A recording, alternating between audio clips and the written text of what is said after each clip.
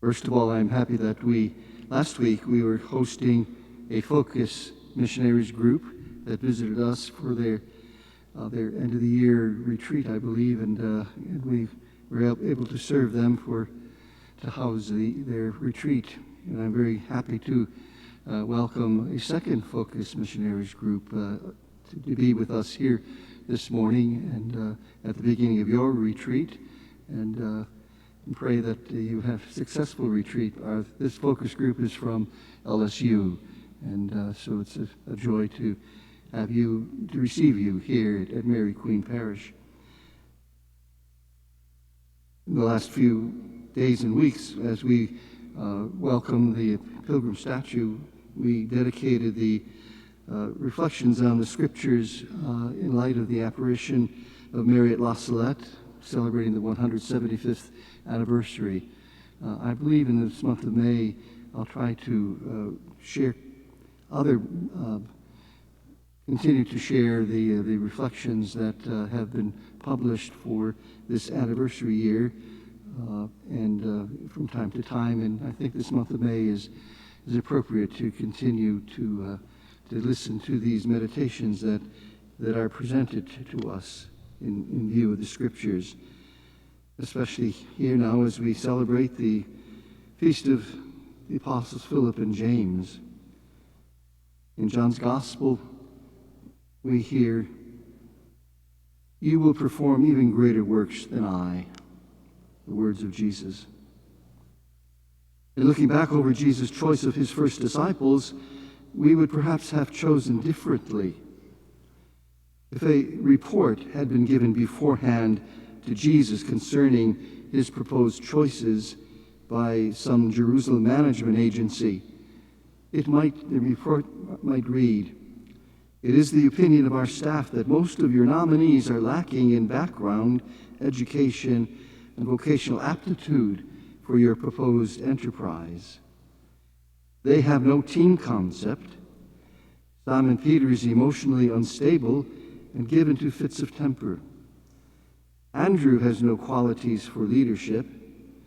The two brothers, James and John, place personal interest above company loyalty. Thomas shows a skeptical attitude that would tend to undermine morale. Matthew has been blacklisted by the Jerusalem Better Business Bureau. And James, the son of Alphaeus and Thaddeus, definitely have radical leanings and registered a high score on the manic-depressive scale. One of the candidates, however, shows real potential.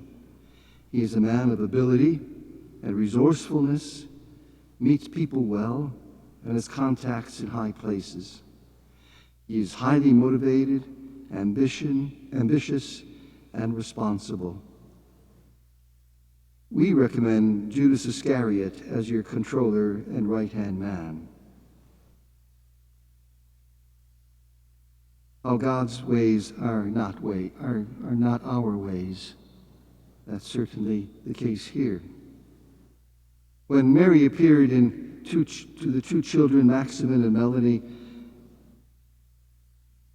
an outsider management team would certainly have told Mary that these children were the weakest of applicants for the mission that she intended to give them, to communicate her mission and message.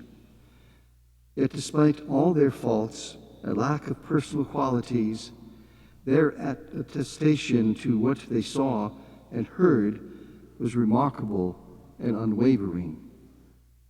They simply told people what they witnessed, and they were faithful to that mission until their death. As Jesus reminds us in the gospel for today, "Whoever believes in me will perform the same works as I do myself, and will perform even greater works." Who would expect that of Jesus' first disciples, or even of Maximin and Melanie? Yes, and yet, as we learn repeatedly in the scriptures, for God, all things are possible. Perhaps for reflection in the course of this day, just ask yourselves, Have you heard about or seen people who are examples of Jesus' words? Whoever believes in me will perform the same works as I do, and will perform even greater works.